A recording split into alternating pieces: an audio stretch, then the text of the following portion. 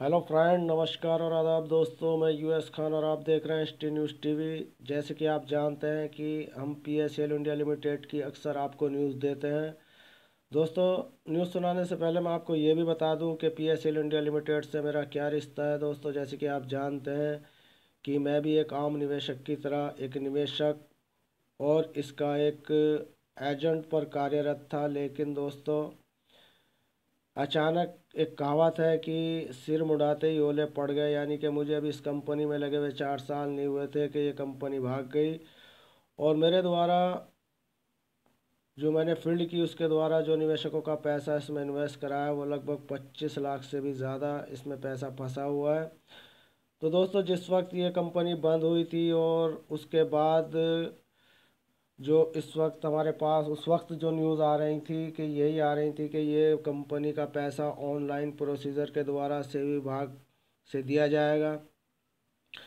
तो दोस्तों, इस बीच में RM लोढ़ा कमेटी को भी नियुक्त किया गया था, क्योंकि सेवी विभाग के बस की बात नहीं थी कि वो इतनी प्रॉपर्टी को जब्त करके उसको बेच सके। तो इसके लिए सुप्रीम कोर्ट ने RM लोढ़ा नियुक्त किए थे और RM लोढ़ा की अध्यक्षता में एक टीम बनाई गई थी, जिसमें PSL इंडिया लिमिटेड की जो ये प्रॉपर्टी थी उसको बेचकर ये पैसा देने का एक प्रारूप तैयार किया गया था।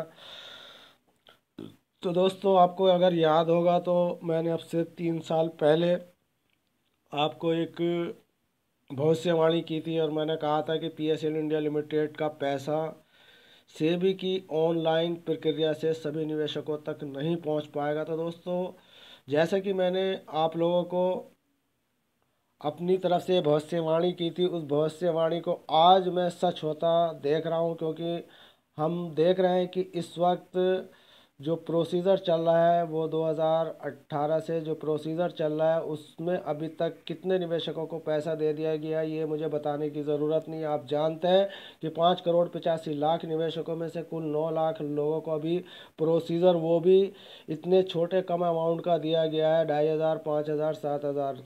तो दोस्तों, इसमें इतने छोटे अमाउंट को देने के साथ साथ निवेशकों की संख्या इतनी कम यहाँ पर है कि उसको देखकर ऐसा लगता है कि निवेशकों को पैसा शायद नहीं मिलेगा, क्योंकि इसकी भविष्यवाणी जो मैंने की थी उसके हमें बिल्कुल साफ प्रारूप नज़र आ रहे हैं। उसको हम बिल्कुल स्पष्ट तौर से ये हमें दिख रहा है कि हम सभी निवेशकों का पैसा नहीं मिल पाएगा। क्यों नहीं मिल पाएगा दोस्तों? इसकी बहुत बड़ी विडंबना यह है कि जैसे कि आप जानते हैं कि 5 करोड़ 85 लाख निवेशकों में से कश्मीर से लेकर कन्याकुमारी तक जो इसके निवेशक फैले हैं उनमें से अधिकांश यानी कि आधों से भी ज़्यादा ऐसे निवेशक हैं जो पल्स की जो ये रिफंड प्रक्रिया का प्रोसीजर सेबी ने शुरू किया है उसमें इन्होंने भाग नहीं लिया। क्यों नहीं लिया दोस्तों? क्योंकि वो लोग केवल एजेंटों के ऊपर निर्भर थे, क्योंकि वो उनको इतनी मतलब कुछ तो अनपढ़ थे, कुछ पढ़े लिखे होने के बावजूद भी उन्हें इतनी नॉलेज नहीं थी कि वो किस तरीके से इस प्रोसीजर को मतलब प्रोसीजर के माध्यम से किस तरीके से पैसे ले पाएंगे। तो दोस्तों, हमने यही कहा था कि ये प्रोसीजर जो है एक ऐसा प्रोसीजर है जिसमें एक ठगी का खाका तैयार किया गया है।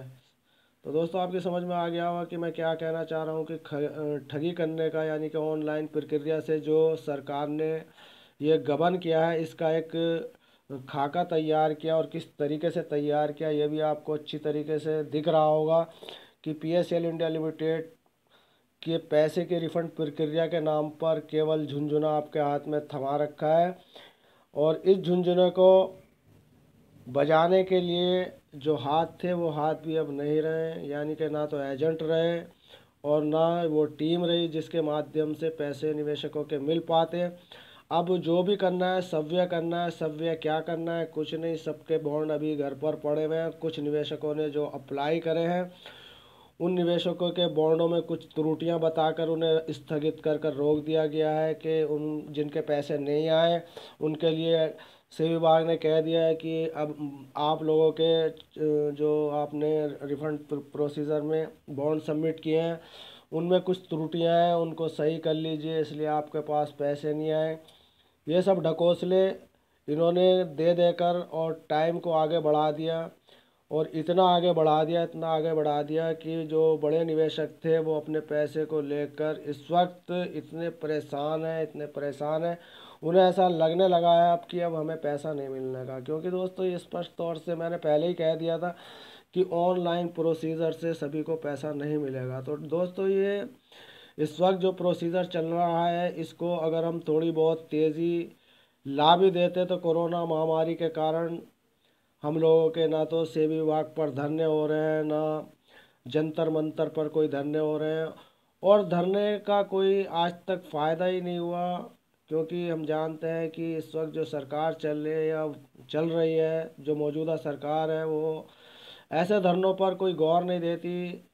यानी कि कहने का मतलब ये है, अनुच्छेद 19 के तहत जो भी धरने आज कोई सा भी संगठन कर रहा है उसकी कुछ नहीं उठ पा रही है। क्यों नहीं उठ पा रही है? क्योंकि इस वक्त जो सरकार है वो अपनी हठधर्मी पर लगी हुई है, और उसकी हठधर्मी ये है कि कुत्ते भौंक रहे हैं और हाथी चल रहा है अपनी मस्त चाल। तो इस वक्त जो हमारे जो मौजूदा सरकार है उसके जितना भी हाथियों का झुंड है वो बड़े मस्ती से चल रहा है, और हम लोगों को एक तरीके का कुत्ता बना दिया, और हम कुत्तों की तरह यहाँ पर भौंक रहे हैं।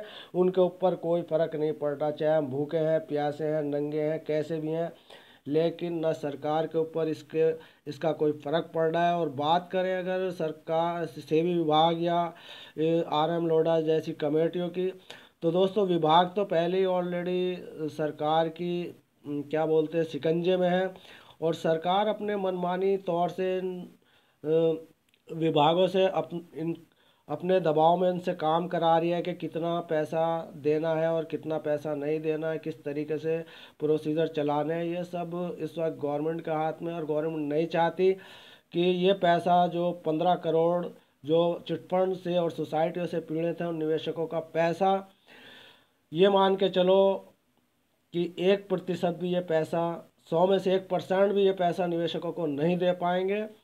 क्योंकि दोस्तों सरकार को खुद पैसा चाहिए, और सरकार को पैसा और कहीं नहीं दिखा। काला धन इनके बस की बात नहीं हुई कि आउट ऑफ इंडिया से ला सकें। अब इन्हें पैसे की ज़रूरत थी, तो पैसे की ज़रूरत इन्हें केवल चिटफंड और सोसाइटियों पर बैन लगाकर उनके संचालकों को बंद कर कर एक ऐसी लूट का खाका तैयार किया गया कि उस लूट में गरीब निवेशकों की मेहनत की कमाई किस तरीके से गबन हो गई है आप अच्छी तरीके से जानते हैं। और प्रोसीजर के नाम पर जो झुनझुना इस वक्त सेवी विभाग ने हमारे हाथ में बजाने के लिए दिया है, तो दोस्तों हमारे हाथ भी थक गए। हम भी अपनी न्यूज़ों के माध्यम से ये बताते बताते थक गए कि पीएसएल इंडिया लिमिटेड के निवेशकों का जो प्रोसीजर है वो इतनी धीमी गति से चल रहा है, वो बढ़ने का नाम नहीं ले रहा, और ना आगे कोई भविष्य में बढ़ सकेगा। इतना ज़रूर होगा कि आगे और 2-4 बड़े निवेशकों के अमाउंट देकर, जैसे यहाँ पर 9 लाख लोगों को दे दिया, और आगे को भी 6-7 लाख लोगों को दिखाकर कह देंगे लो जी हमने सबका पैसा बांट दिया और पीएसएल इंडिया लिमिटेड का सारा भुगतान हो गया। तो दोस्तों ये एक पीएसएल इंडिया लिमिटेड ही एक इकलौती कंपनी नहीं है। भारतवर्ष में 3,000 से ज़्यादा रजिस्टर्ड कंपनियों का पैसा लेकर सरकार बैठी हुई है, और अपने स्वार्थों और अपने हितों में ये पैसा लगाया जा रहा है, ना कि इस वक्त कोरोना महामारी में जो पीड़ित निवेशक हैं उनके लिए ये पैसा एक बहुत ज़रूरत थी, और उस ज़रूरत को भी यहाँ पर नहीं देखा जा रहा। और भविष्य में कोई उम्मीद नहीं है कि पीएसएल इंडिया लिमिटेड या अन्य चिटफंड कंपनियों का पैसा मिल जाए। केवल यहाँ पर एक प्रक्रिया के नाम पर लोगों का उल्लू बनाया जा रहा है, और उल्लू बनने के लिए हम तैयार हैं, क्योंकि हमारे सामने कोई और चारा नहीं है और हम कुछ कर भी नहीं सकते। सुप्रीम कोर्ट की अवमानना ये लोग कर रहे हैं सरासर, क्योंकि सुप्रीम कोर्ट ने कहा था कि 6 महीने के भीतर भीतर सभी निवेशकों का पैसा दे दिया जाए, लेकिन 6 महीने तो 6 महीने, यहाँ पर आज 6 साल हो गए और अभी तक निवेशकों को अकाउंटों में एक फूटी कौड़ी भी नहीं आई। जो 5,000 या 4,000 या 7,000 का जो प्रोसीजर है उसमें भी किसी का कोई एक फूटी कौड़ी निवेशकों के खातों में नहीं आ रही। इसकी हम पहले भी आपको बता चुके हैं और अब भी आपको बता रहे हैं। और जो भविष्यवाणी हमने अब से 5 साल पहले करी थी और 3 साल पहले करी थी, वो भविष्यवाणी हमारी सत्य होती नज़र आ रही है। तो दोस्तों ये न्यूज़ आपको पसंद आए तो चैनल को सब्सक्राइब करें, लाइक करें, दोस्तों में शेयर करें, ताकि उन्हें पता चल सके कि PSL इंडिया लिमिटेड के बड़े निवेशकों का पैसा मिलना एक बहुत दूर की कौड़ी है। तो दोस्तों ठीक है, मिलते हैं फिर नेक्स्ट वीडियो में, तब तक के लिए US खान।